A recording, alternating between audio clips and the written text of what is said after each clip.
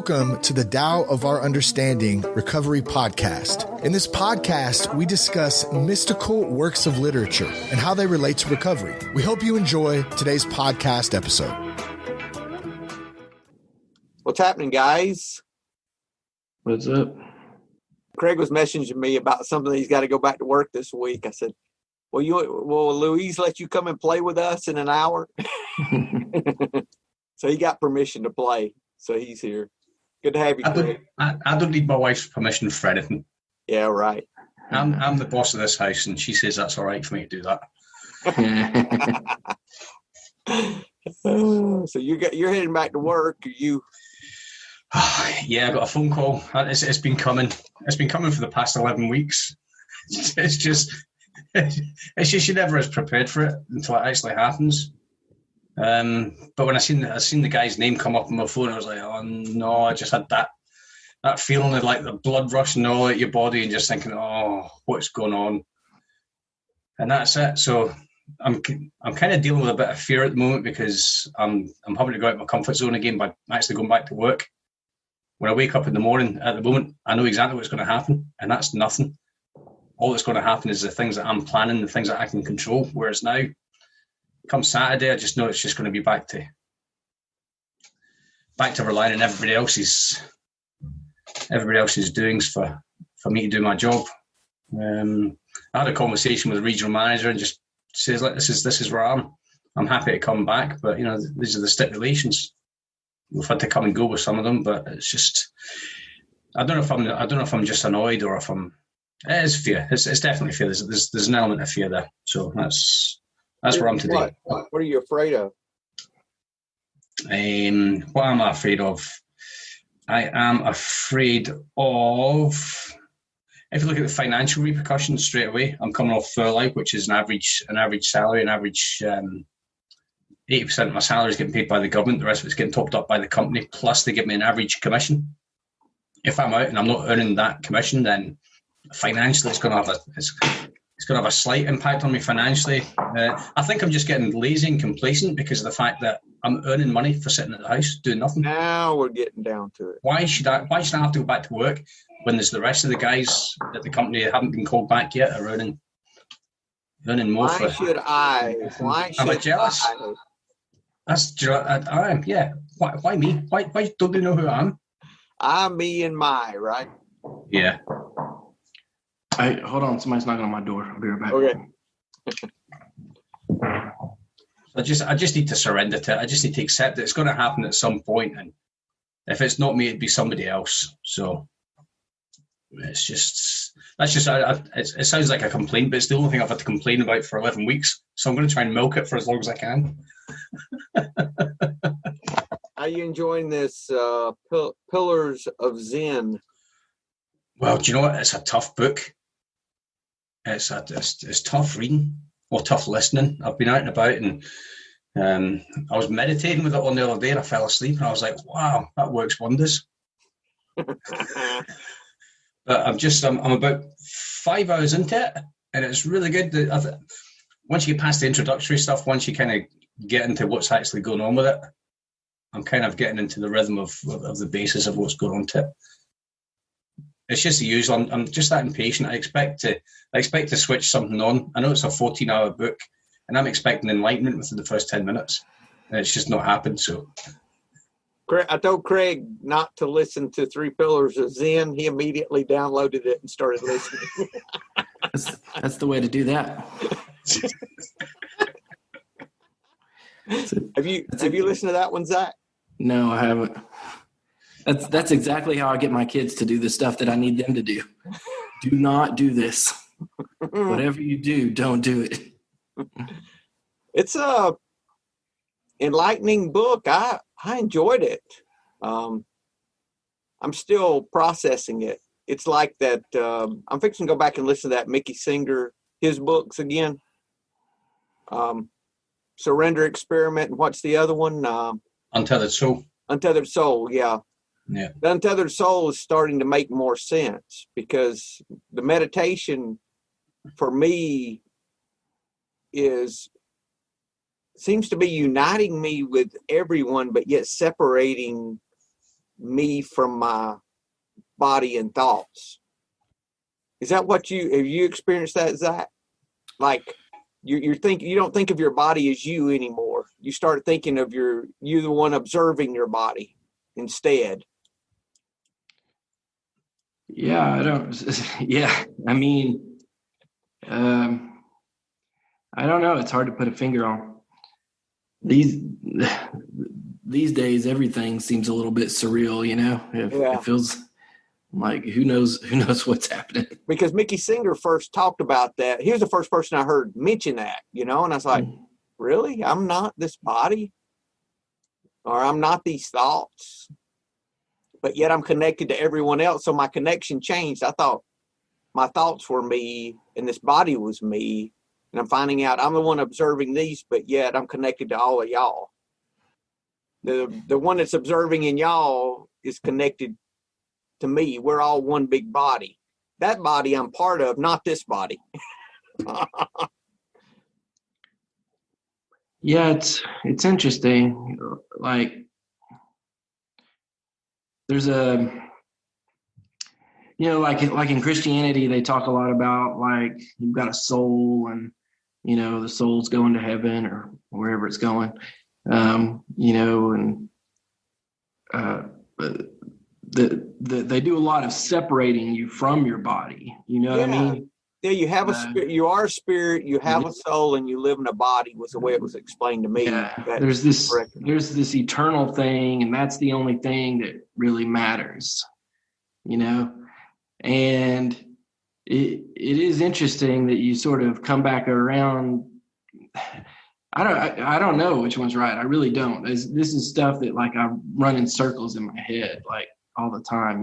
Like, does your body matter? Does it count? Does it not count? Like when you meditate, you're specifically like you tune into your body. You're paying attention to your breath, things like that. So, I don't know.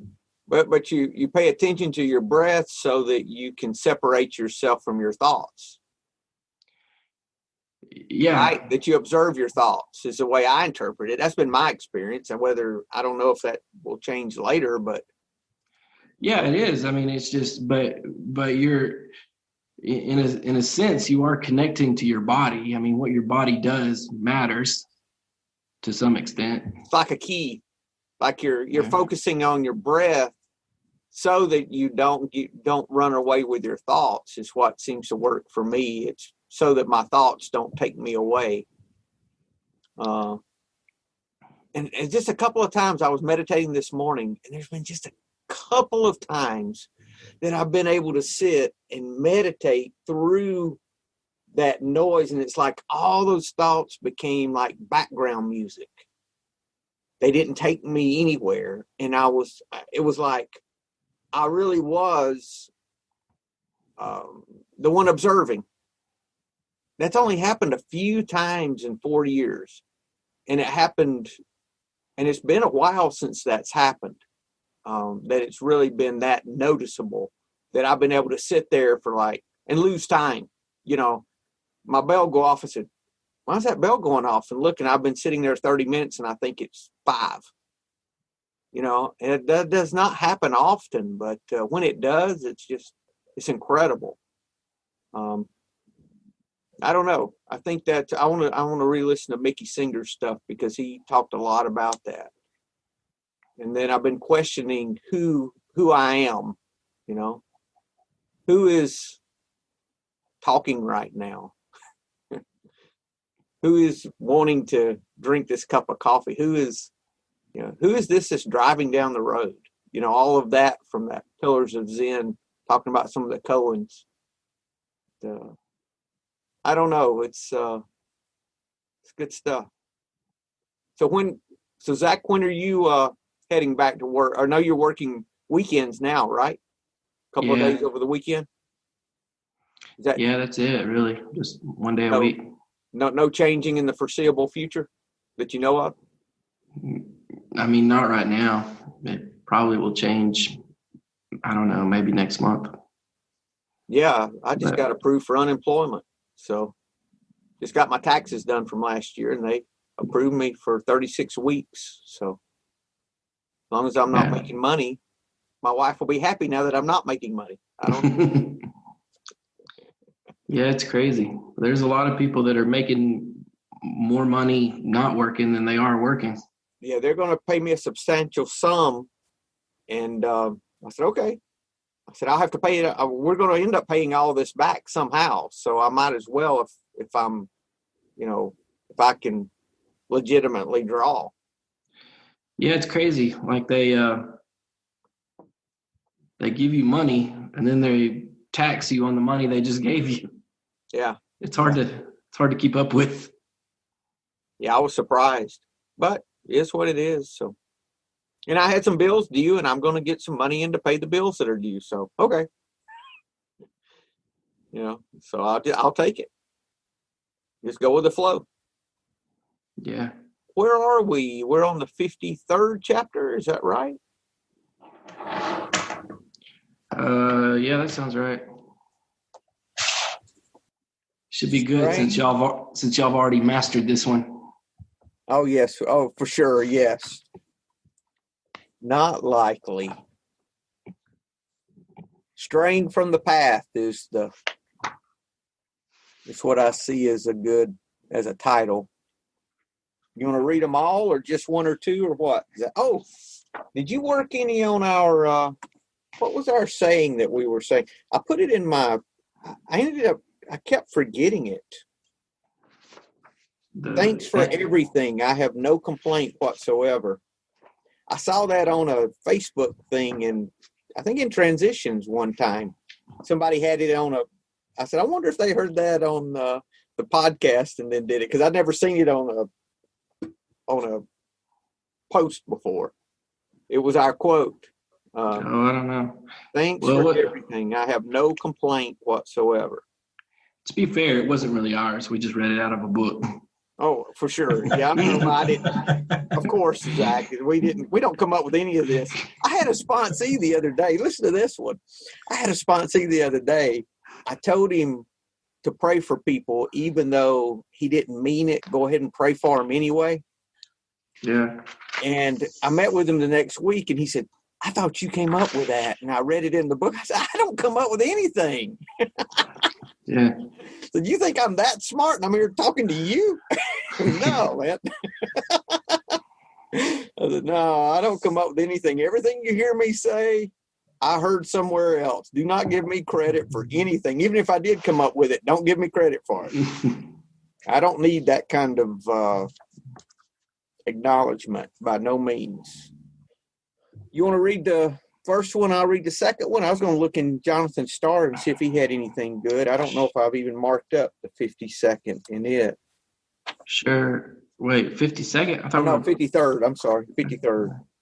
All right. Okay. Let's see. If I have even just a little sense, I will walk on the main road, and my only fear will be of straying from it. Keeping to the main road is easy, but people love to be sidetracked.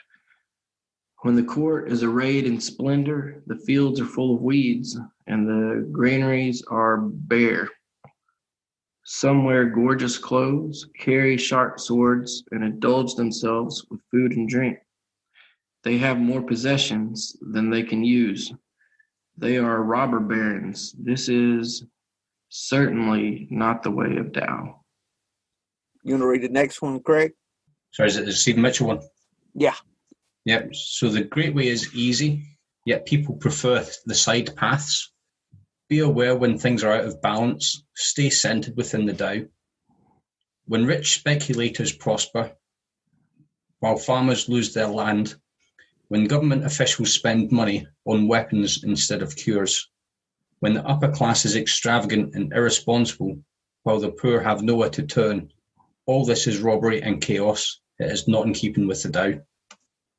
If I understood only one thing, I would want to use it to follow the Tao. My only fear would be one of pride. The Tao goes in the level places, but people prefer to take the shortcuts. If too much time spent cleaning the house, the land will become neglected and full of weeds, and the granaries will soon become empty because there's no one out working the fields. To wear fancy clothes and ornaments, to have your fill of food and drink, and to waste all your money buying possessions is called the crime of excess.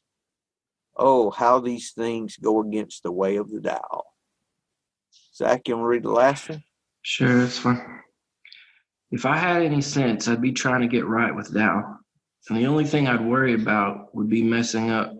It's not that hard to get right with Tao, but people are easily distracted. When the king's palace is full of treasure, Lao Tzu said, ordinary people's fields are smothered with weeds and the food supplies run out. Today, you see sharply dressed people carrying flashy weapons and living the high life. They own more than they could ever use, let alone need. They're nothing but gangsters and crooks. That's not what Tao's about. So what is Tao about? Yeah, that's a good question. It doesn't really, this is more of a, this is one of the first ones that seems mostly like this is just not Tao. You know, we're not saying what it is. We're just saying what it's not. Yeah. In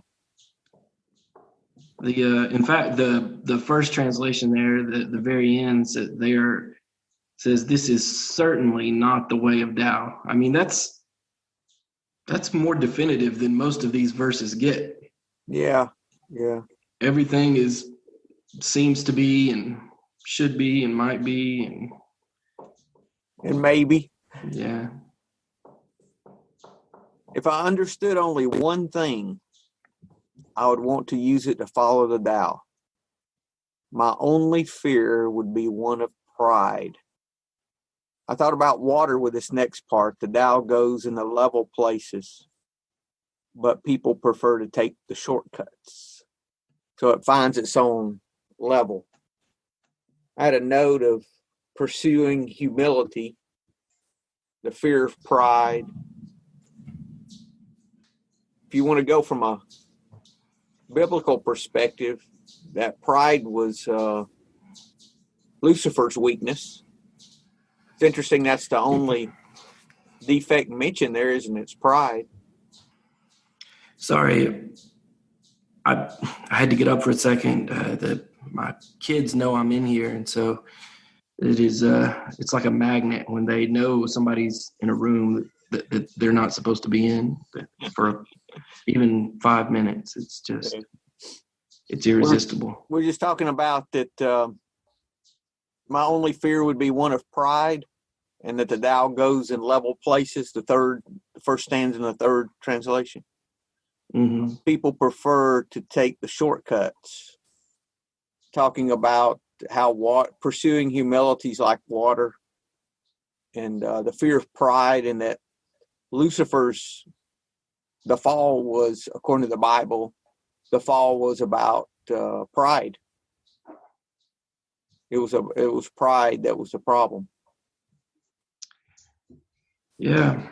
And that's what it mentions here is just pride, that he had one fear, it would be one of pride. Fear of a defect coming out, not fear of something bad happening or something we would think of as a fear.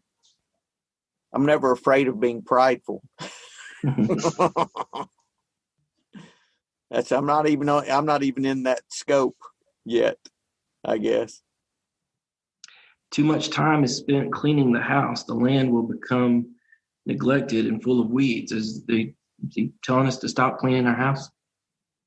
Maybe he's telling us not to avoid. When it's time to go to work, don't avoid it. Right, Craig? Yeah, thanks. That's really solved my problems. Thanks. Yeah, that spoke to me too. I've got this project I've been working on for a couple of years, and I've just drug my feet and done other things. But it's time to get that going too. I thought about that it's time for me to put forth some effort.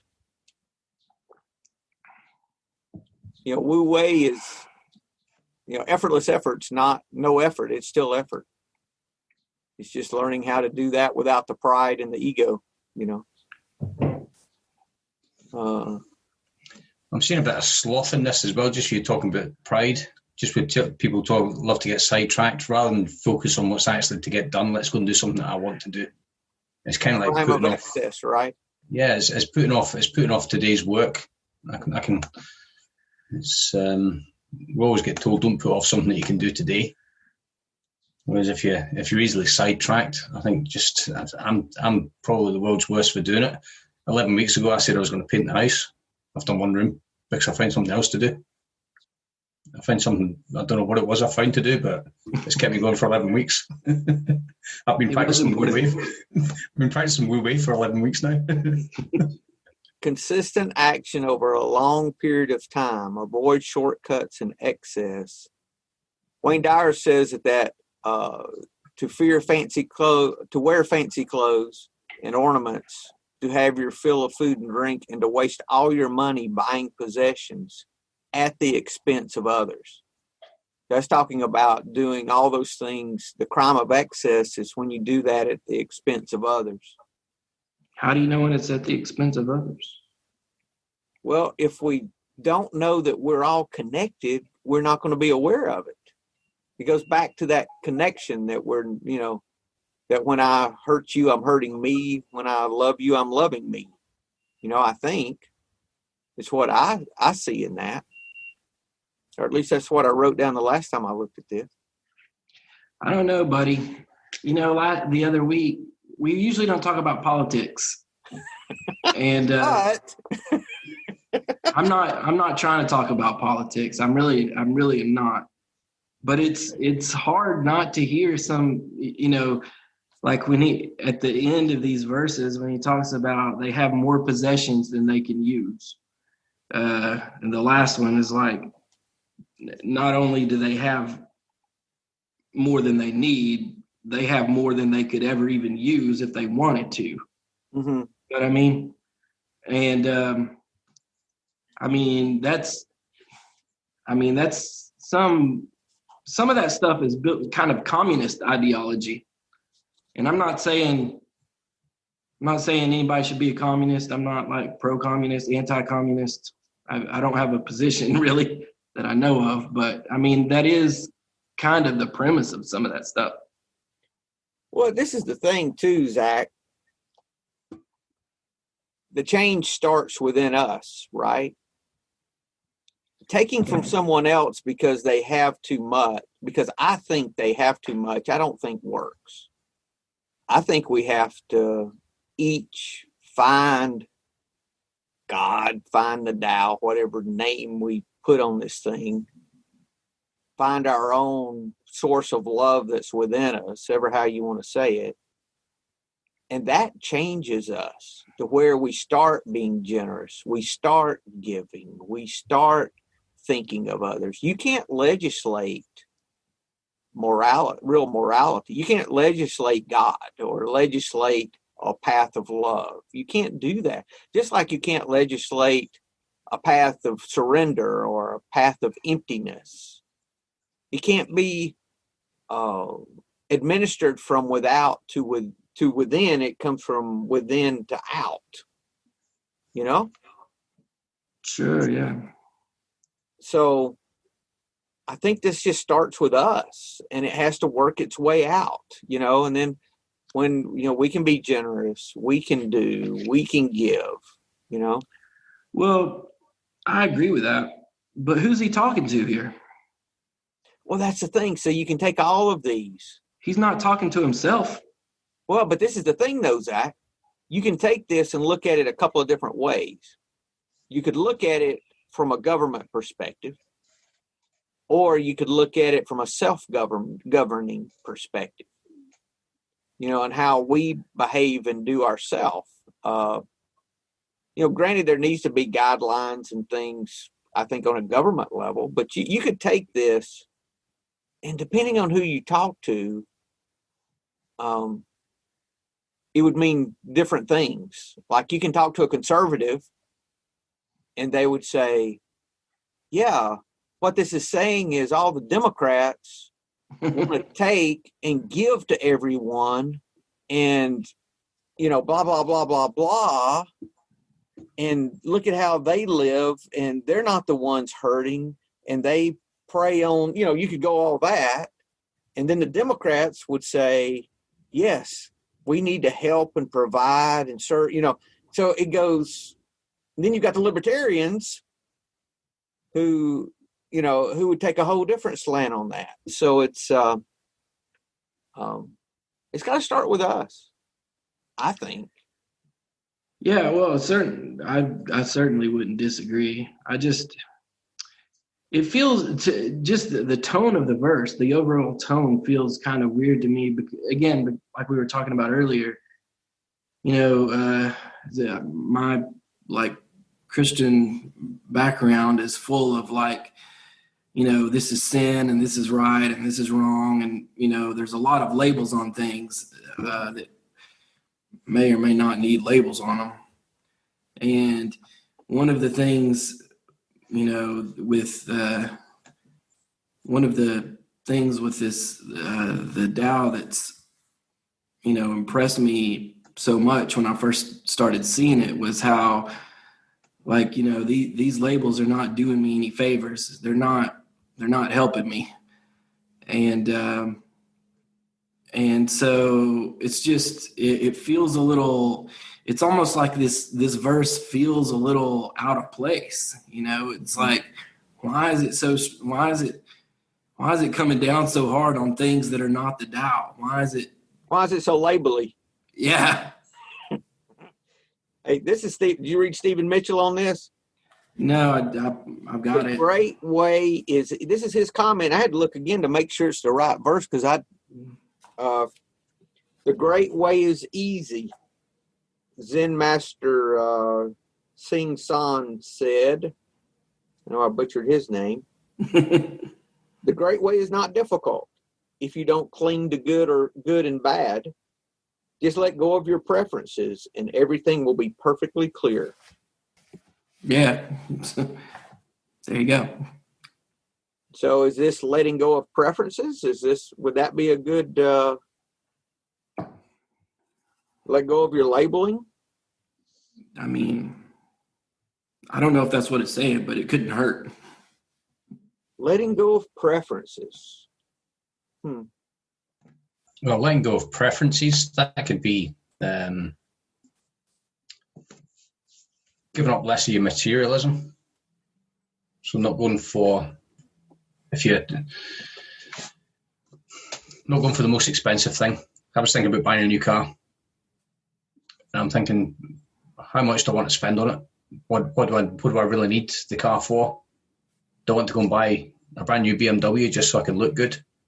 Or do I buy something that's going to be practical, something that's going to serve the needs of the family, something that's going to serve, the needs of my business? Hey, Craig, I got a friend that bought a Maserati. I mean, he bought it used. He didn't pay but $50,000 for it. So it's not like he went out and spent, like tons of money on a car. A lot of people spend $50,000 on a car. So it's not like he spent an unreasonable amount of money. But he sold it almost immediately because everybody started behaving different when they saw him in the car. I mean, everybody started, just acting differently around him. And he was like, I don't like this. He's in recovery. He's a successful businessman. I mean, he had the money to spend on it. He could drive it if he wanted to, but he just didn't like the way other people behaved around him because of it, So I thought that was interesting. Same kind of thing, same kind of thing. But I'm glad he saw it, why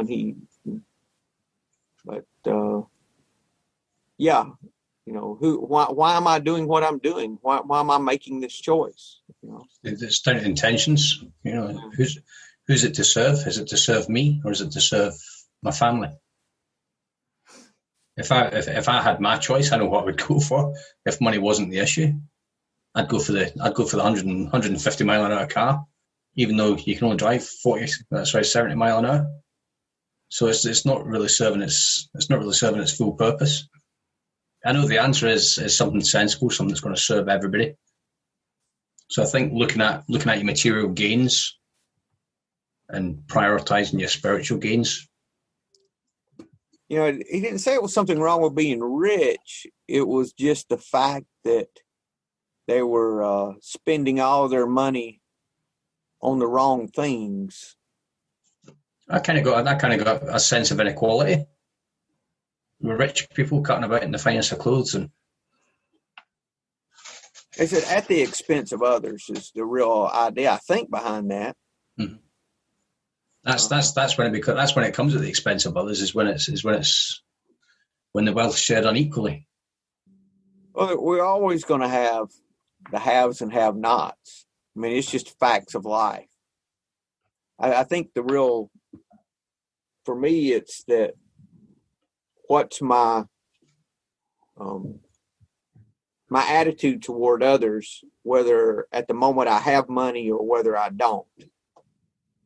I've never had excessive amounts of money, but I've had a good bit of money in the bank at times, and other times I've had none. And being a business guy comes and goes, so now I realized real quick, I mean, I'm sitting there with $100,000 in the bank. I really feel no different other than being worried about paying for something when I had nothing in the bank. It really did not make any difference. When I started realizing that, I realized that, it's not in the money or in showing off or any of those things, I don't know. It's there's a lot of different lessons here. Yeah, I mean, I think you're right. I mean, I do think that it ideally should come from a personal place. It should start with, the individual asking themselves honestly, do I need this or do I not need this? Is it, like they're saying, do we have, people, not only do they have more than they could, more than they need, they have more than they could actually use if they wanted to. You know what I mean? And I don't have a problem with people having a lot of stuff. But you do get to a point where it's like, if you've got a house that, it's like you and your wife living there or something, and you've got, 10 bathrooms in your house, and you don't have 10 friends that are going to come over and use the bathroom at the same time. Why do you have 10 bathrooms? Zach, I had a friend, and they said, "What are you doing?" It's a friend of a friend. And the guy called and says, "What are you doing?" He says, "I thought I had 13 bathrooms, and I can only count 12. And I've been spending all afternoon trying to find the 13th." He was literally doing that. And he couldn't find his 13th bathroom. He said, "I know I have 13.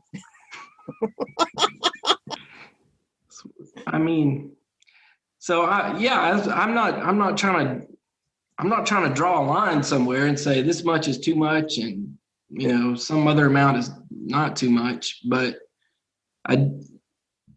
what's the solution though? What is the solution to that?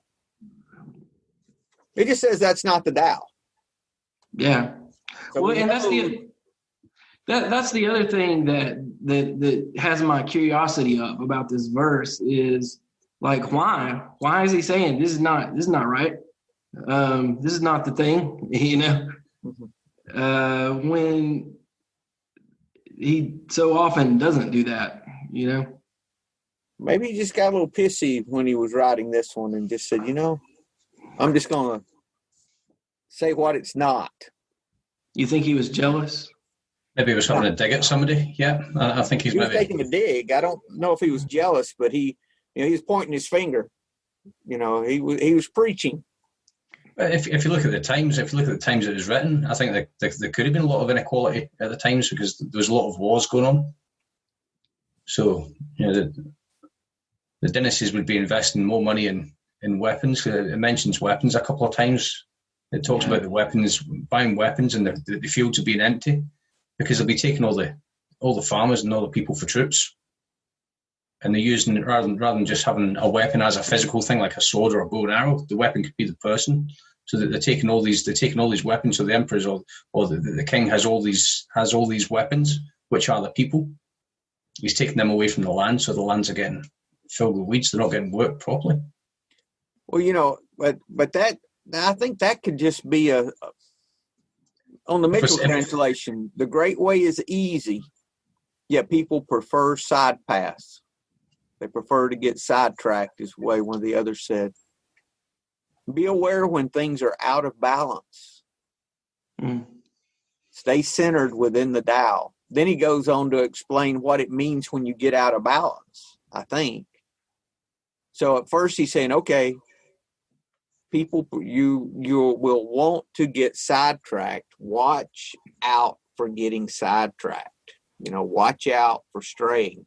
Make sure you're staying centered in the Tao, staying balanced. Zach, a Christian deal with this. It's funny. My Christian friends I hope I can start meeting with them again next month. But, minus one, because one died from COVID. But talking about tithing. And I told them, I said, guys, tithing is Old Testament. That's from Malachi. I said, that's nothing we need to be doing. They said, what do you mean? God blesses us when we tithe. I said, what's the tithe? 10%? 10%, yeah. I said, isn't it all God's and you just ask God how much you need to keep? They just shut up. They didn't want to hear that because they wanted to give their 10% and keep the rest. That was their line. That was the line that they had, was this 10%. So it was kind of interesting how their attitude changed when we were talking about giving more, I said, isn't it all God's? And they said, well, yeah, maybe that's the answer that Zach was looking for. When's enough? You take what you need, and you take what you need and leave the rest. It's like recovery. Take what you need, and take what works and leave the rest. Take as much as you need and just leave what you don't. It's interesting, it's good to tithe. Don't get me wrong, and I tithe always until this marriage, and my wife put a lockdown on the money I gave until I was making more money. She said, you need to stop giving so much. I said, what? She said, yeah, you need to stop giving till you're making more money. So we've got a negotiated amount. When I'm making that much money, I can start some of my giving again. She's cut me off. So, yeah, imagine that. But, is what it is. But that's kind of interesting how, my wife cuts off my giving instead of, that's a change. Yeah, I think that there's this real, if you're rich, you should be honestly asking yourself, what do I need? But that's true of anybody, if you're rich or not rich. Mm-hmm.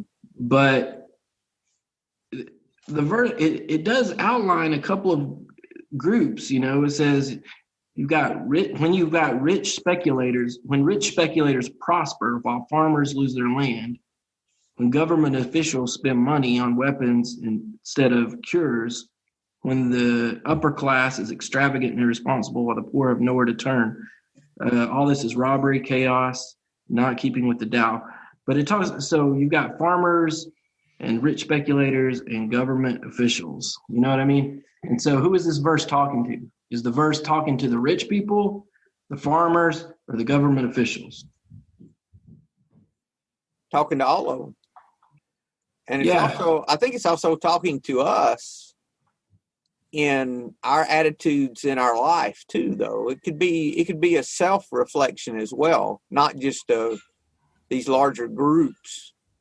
We could take this and say, okay, how am I getting sidetracked in my personal pursuit of the Tao? Am I well balanced? How am I being extravagant when I should take others into consideration, financially and spiritually, and how is pride working in my life? Where am I seeing the pride? And that could be something non-money related. It could be like you were talking about in recovery, Craig. It's easy when you have a little success in recovery, even to show up and want people to talk about how great you are,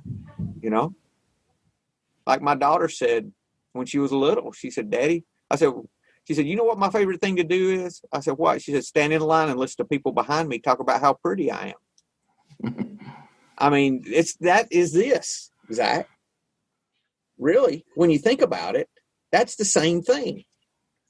It's the that pride that infiltrates our life and causes us to only think about ourselves in some form. All those are forms of pride, I think, aren't they? Yeah, I think so. I mean, that's aren't those all pride? I mean, if you've got the rich guy that's wearing the fancy clothes and the ornaments and the food and the drink, wasting their money on possessions, that's probably something pride related. You got the government getting weapons instead of cures. That's pride on that level. I think this is maybe an explanation of pride, just pride. Yeah, I mean, I think I think that's a fair definition of pride is, when you ask yourself, like if you're asking yourself, okay, do I need this? Mm-hmm. And then, pride would say, whatever the thing is, I don't know what a good example is, but, pride is like, I need this thing that I don't really need. And whereas, humility would be like, honestly asking yourself the question, what is it that I need? Okay, here's a definition of pride. A feeling or deep pleasure or satisfaction derived from one's own achievements and the achievements of those with whom one is closely associated, or from qualities or possessions that are widely admired. Confidence and self-respect as expressed by members of a group, typically, no, doesn't. Yeah. Well, I'm starting to see some elements. Go ahead. I'm starting to see some elements of greed in this as well. Just depending on who it's aimed at or who it's coming from. Do you really need to be parading around in those fancy clothes when there's people going without? Yeah, it's pride. Pride is a state of holding oneself or another in high esteem. Yeah. I guess that's the thing I'm getting hung up on here. I say hung up. I don't know if that's the right word. But the thing I'm curious about is, like, if you only talk about it in personal terms, if I only, if this is, and I guess at the end of the day, that's the only way it can be, it is, how am I going to apply this to myself? But, I should be asking myself, do I need this or not? Why do I have the things that I have? Why does it matter? But it says in the Mitchell's translation up at the top, it says, be aware when things are out of balance. And I guess I'm wondering, is that balance, is it only on a personal level, or does it, like, should I also be aware of imbalance on a societal level? Oh, for sure, Zach, for sure. But I think that, I think that we need to vote in people who are, I don't say able, but because we get I think our political system is so skewed that the best do not want to go through the process. So, what we have to choose from is not the best to handle these things. So we just have to work with what we have and try to make the best decisions that would keep us in balance.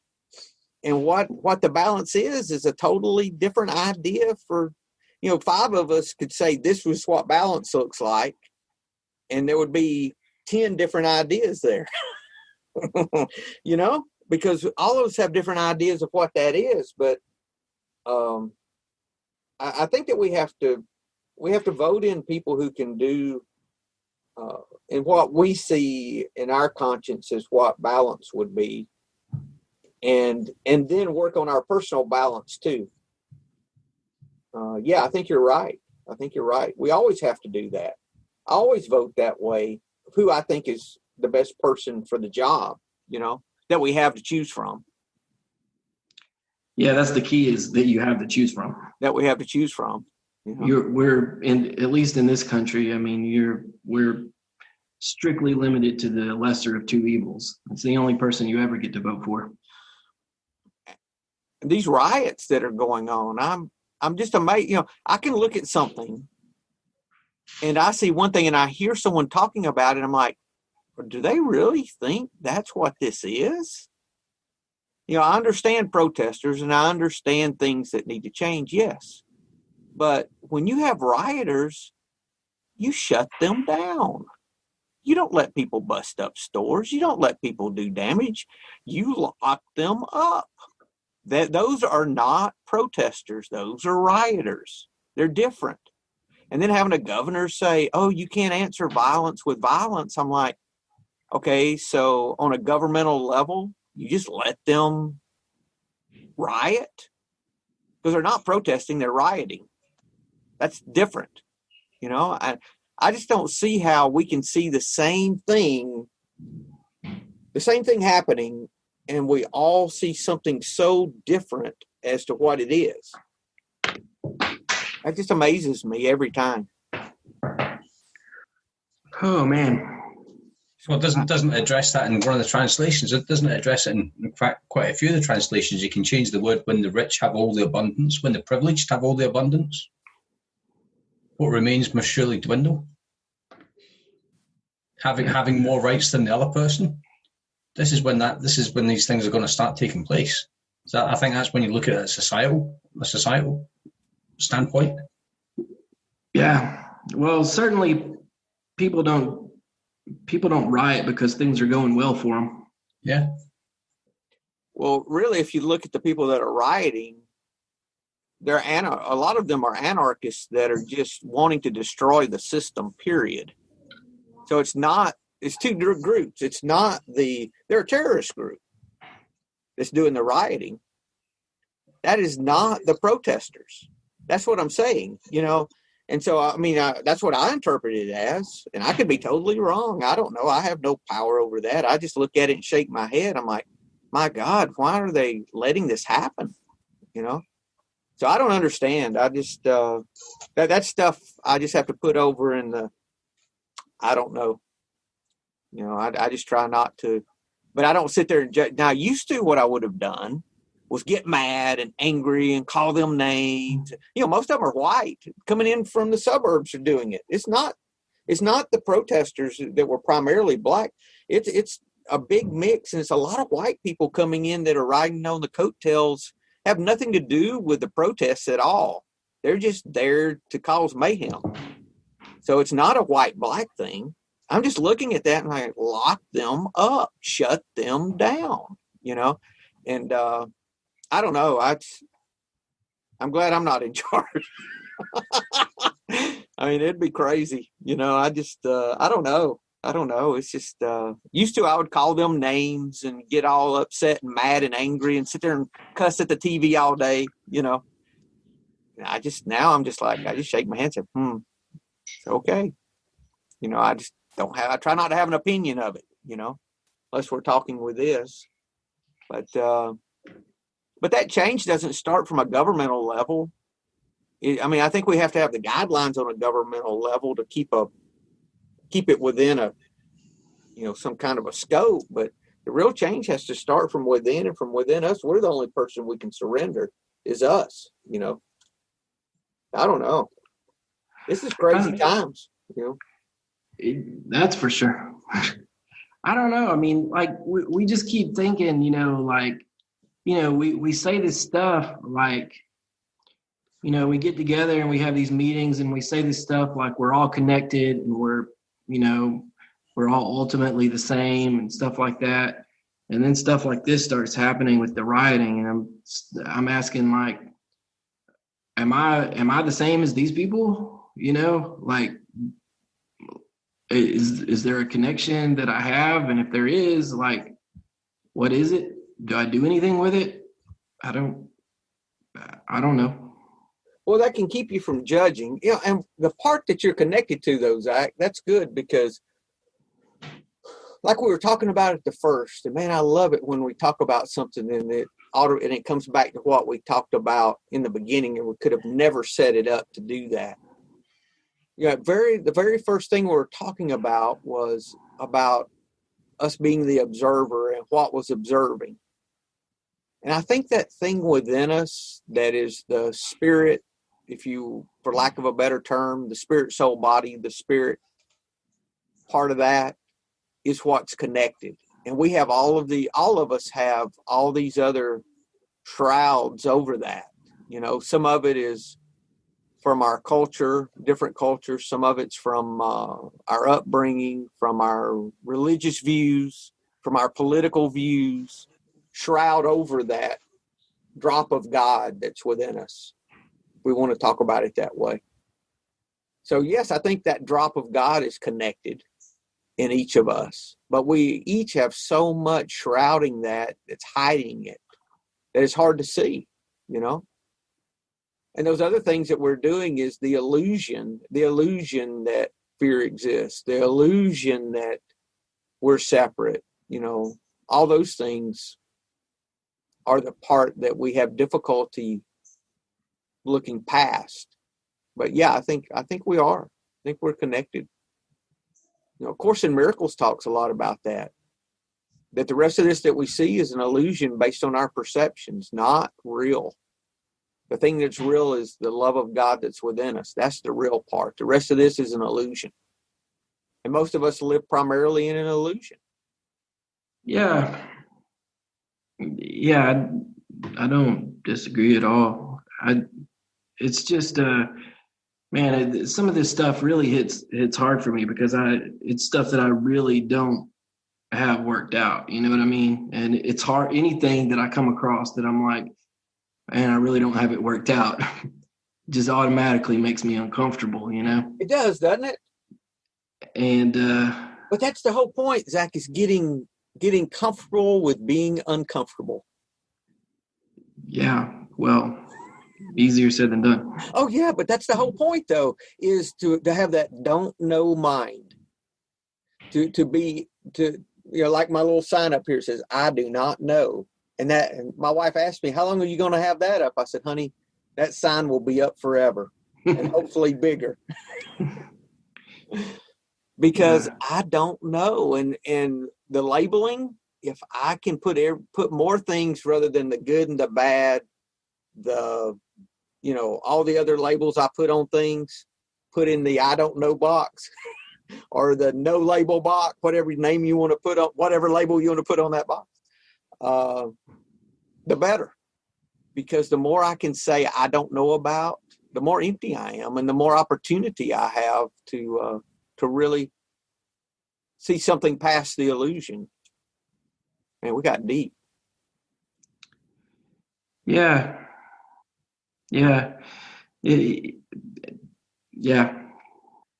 I just keep trying to work out, like, where is this line between me and others, me and everybody else, My suggestion would be meditate on that.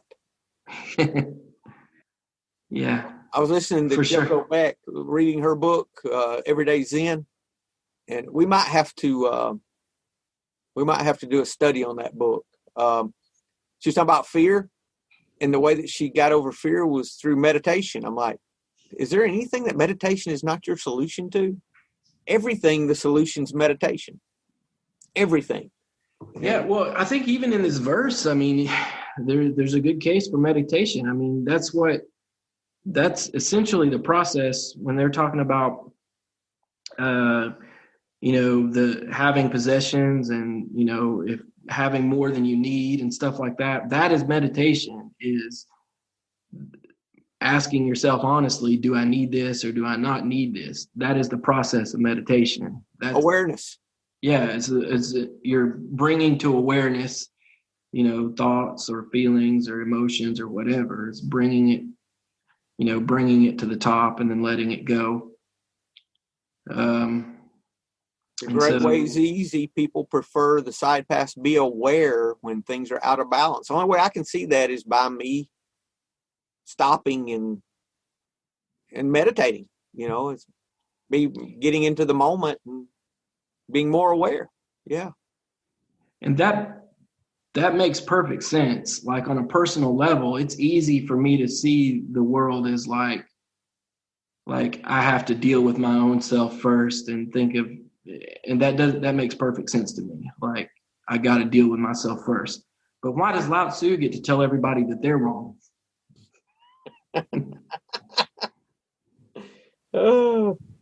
I mean, I'm not trying to say I'm the same as Lao Tzu or anything like that. I don't know. But I mean, he got to do it. Yeah, he did. So why can't I, right? Yeah, by God.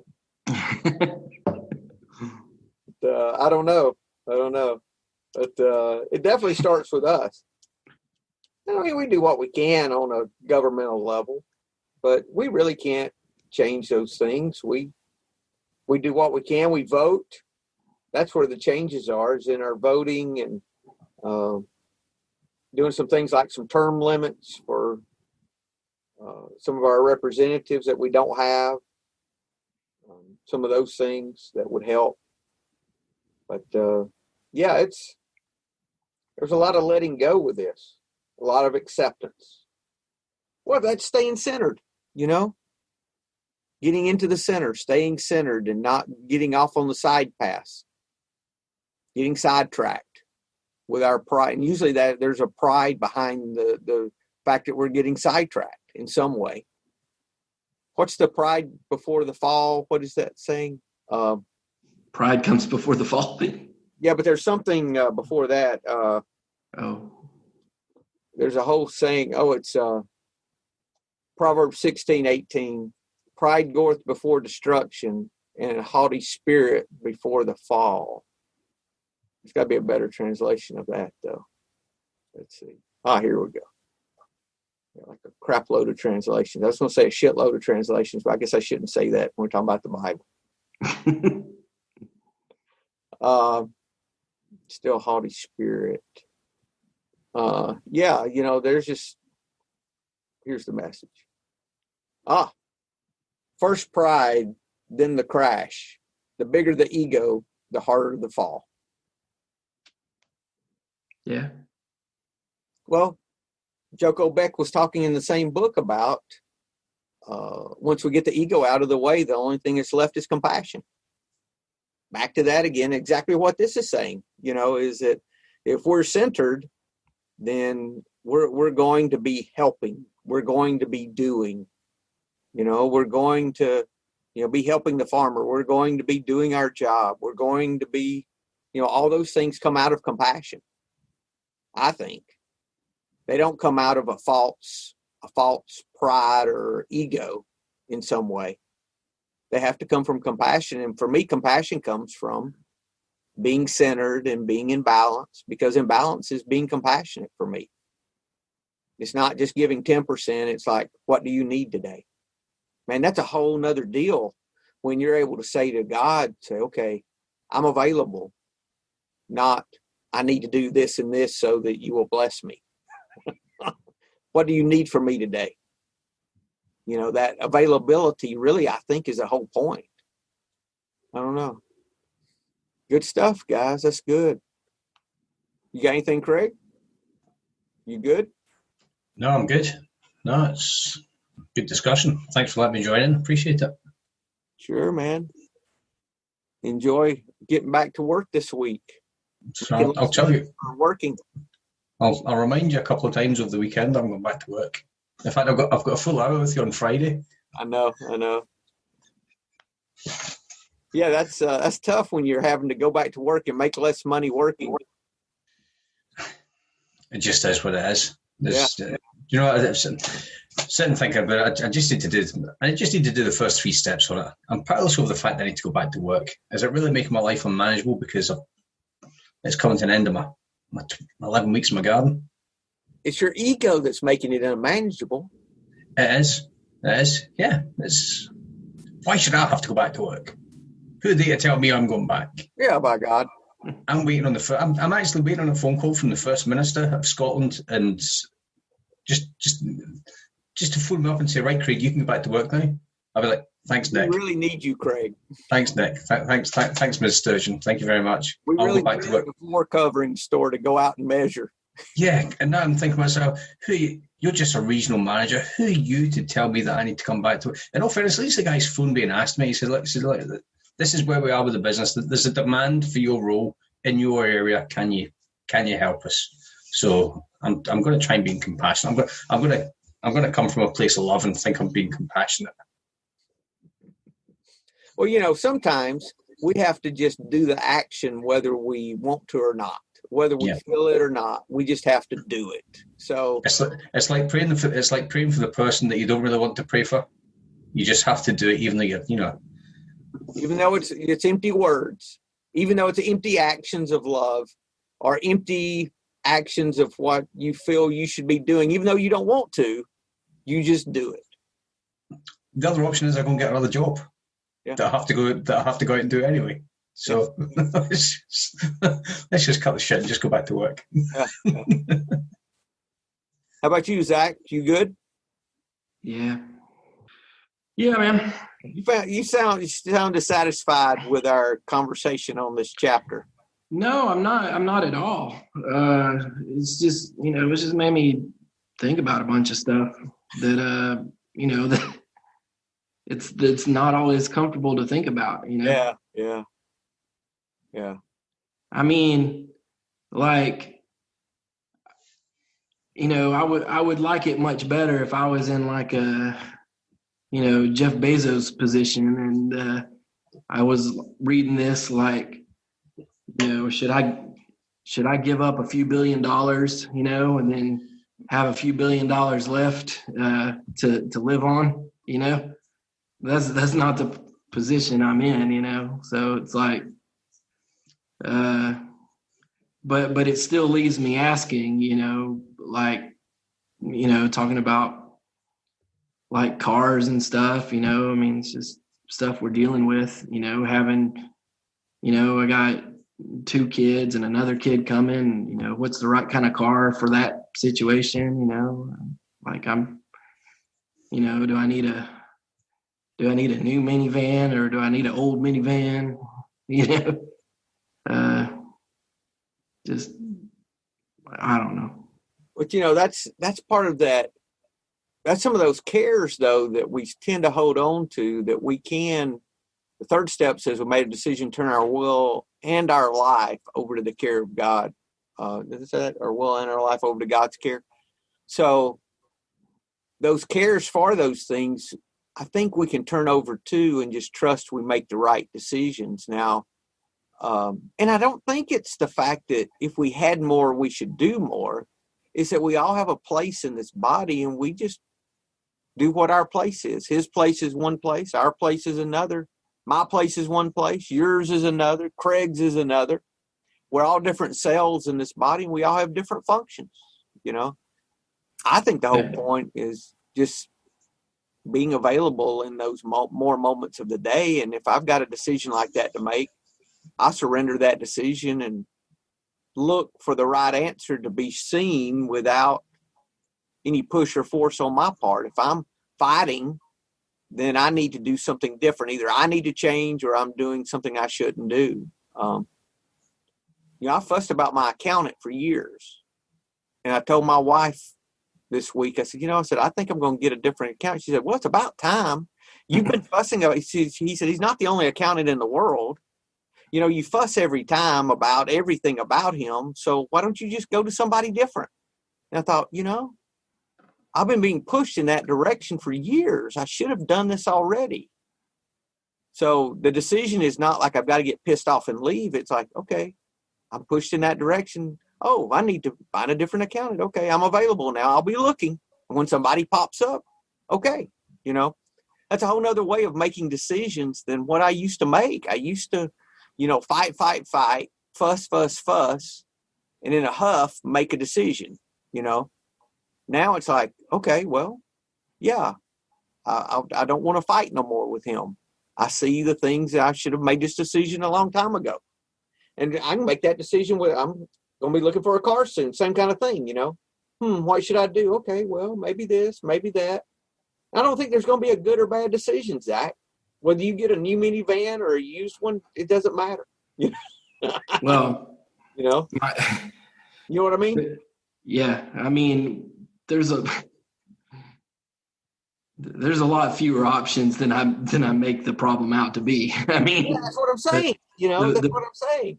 The bank account puts some pretty hard limits on these decisions. Yeah. So you've got your parameter. Okay. So I'm going to make it. This is what I'm being presented with. So this is what I do, So that's kind of my looking at this. We just go where we're being pushed, wherever that is. Right now, I'm being pushed to the grocery store. So I'm going to have to go. Anything else, guys? Y'all good? Thanks for a good conversation today. Thank you. All right. Later. Take care. See you soon. Hello, this is Buddy C. I wanted to make you aware of several recovery-related resources that I've posted in the episode description.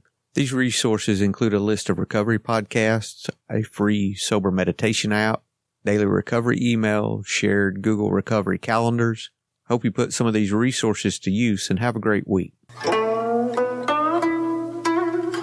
Thank you for listening to the Tao of Our Understanding Recovery Podcast. If you enjoyed this episode, please share it with your friends in recovery.